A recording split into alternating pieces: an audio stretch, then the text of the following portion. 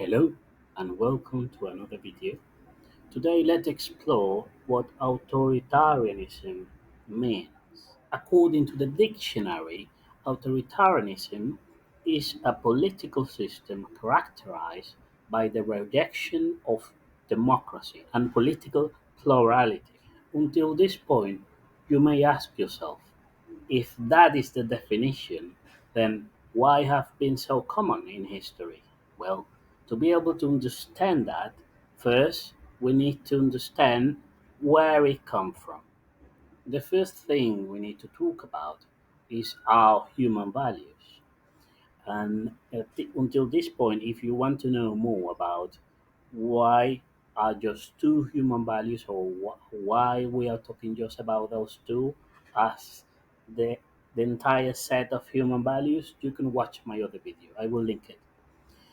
But basically, we have these two separated, one at the top and one at the bottom.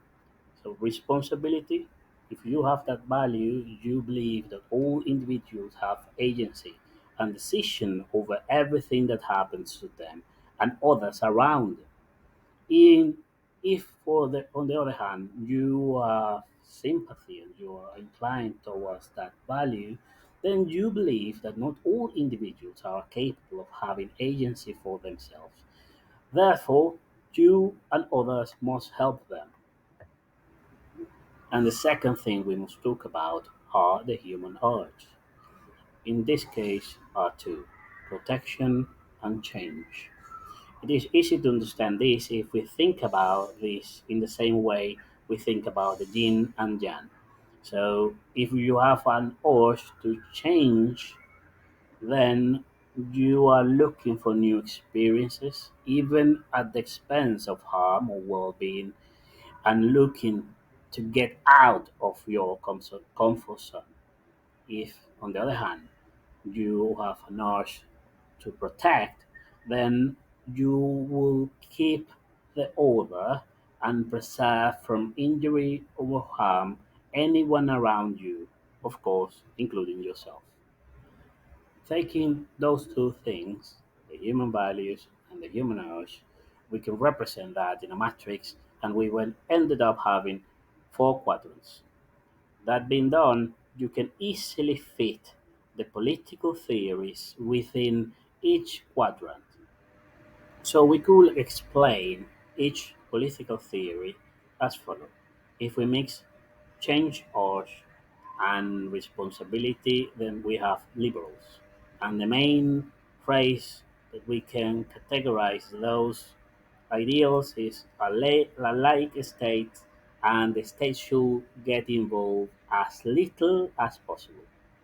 If in the same side of the matrix we stay on change, but we change now the value, the human value towards sympathy, then we have the Marxist. And the main phrase they will use is that the state is the main factor, the main entity here, and we must give power to the powerless.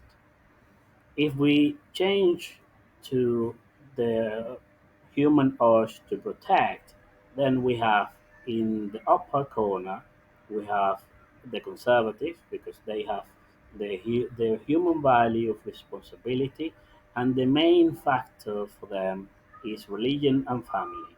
And the phrase will be government of laws and not of men. And the last one is at the bottom corner is if we change the value of responsibility towards sympathy, meanwhile we still have the urge to protect, then our main value is the nation. And the phrase will be we must protect our citizens. So after having said all that, where is the authoritarianism precisely? Well, until now, all the quadrants belong to one only matrix, and that matrix is our Western civilization. So, authoritarianism is lurking just beneath that. What do I mean by that? Well, This is the same sharp but a bit modified just to represent what I'm saying. If you look at the green section, between liberals and conservatives, there is one thing in common. They both, even if you don't believe that, they both share the value of responsibility. And that means that they share or they believe that the individual has agency. Of course, we can acknowledge that both of them has or can lead to a dangerous ideologies by themselves. For instance, liberals can lead to nihilism or anarchy, and conservatives can tend to theocracy. But in general, if they stay in the main values and not towards those dangerous areas, we can have a great civilization. Now, when in the same civilization exists identity politics, and this is in the right, identity politics has the flavor of nationalists.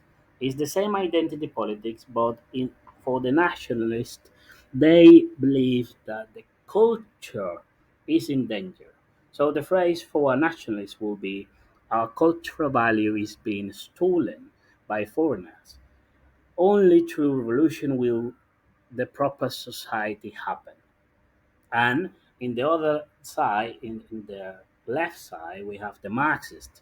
And in that case, they also engage in identity politics, but instead of cultural values, they talk about oppressors and oppressed. So in their case, will be the oppressors have all the power, and only through a revolution can we redistribute the power to the oppressed and obtain an ideal society. So in both cases, when they both engage in identity politics and they start talking about revolution, then authoritarianism start being the front of the movement.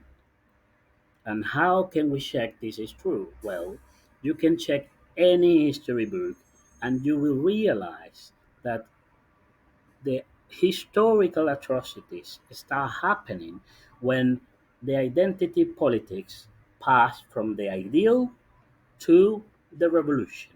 So in this case, for instance, you have anyone that has engaged in Marxist theory, at the moment they start thinking in revolution and they apply, then you ended up having people like Vladimir Lenin, Joseph Stalin, Hugo Chavez, Mao Zedong. And on the other hand, if you have Marxists or Marxists that then start being nationalists and they leave behind the theory and they start thinking in terms of revolution, then you have people like Adolf Hitler and Benito Mussolini. In all those cases, you have tribalism, the thinking that other group need to be destroyed, the thinking that other group is the enemy. So every time you find yourself condemning the left or the right, thinking about those kind of duality, think further. Start thinking that all those things, all those theories live perfectly well in a Western civilization.